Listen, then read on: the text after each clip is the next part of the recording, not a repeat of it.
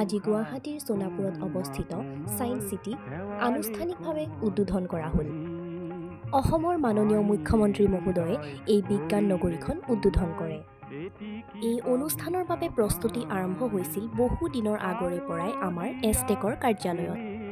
আৰু আজি পুৱা আমি এছটেকৰ পৰা ছায়েন্স চিটিলৈ যাত্ৰা আৰম্ভ কৰিলোঁ।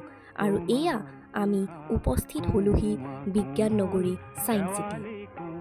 প্ৰৱেশ কৰাৰ লগে লগে ইয়াৰ অত্যাধুনিক স্থাপত্য আৰু বিজ্ঞানভিত্তিক পৰিৱেশে আমাৰ সঁচাকৈয়ে মন জয় কৰিলে।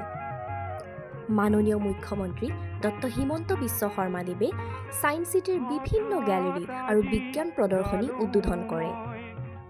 এই বিজ্ঞান নগৰখন শিক্ষাৰ্থী আৰু গৱেষকসকলৰ বাবে এক নতুন শিক্ষা কেন্দ্ৰ হিচাপে গঢ় লৈ উঠিব। এই বিশেষ দিনত আমাৰ পক্ষৰ পৰা সন্মানীয় মুখ্যমন্ত্ৰী ডাঙৰীয়াক সন্মান দিয়াৰ সুযোগো আমি লাভ কৰিলোঁ। এই মুহূৰ্তটো আমাৰ বাবে সঁচাকৈ গৌৰৱৰ।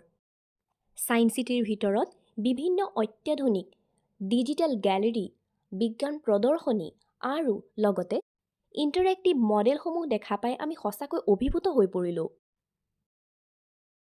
ইয়াত বিজ্ঞান কেৱল পঢ়াৰ বিষয় নহয়, ইয়াত বিজ্ঞানক দেখা যায়, অনুভৱ কৰা যায় আৰু বুজি পোৱা যায়। মাননীয় মুখ্যমন্ত্ৰী ডাঙৰীয়ায়ো সকলোকে আহ্বান জনাই ক'লে যে আপোনালোক সকলোৱে ছায়েন্স চিটিলৈ আহক, বিজ্ঞান শিকক আৰু ইয়াৰ অভিজ্ঞতা শ্বেয়াৰ কৰক।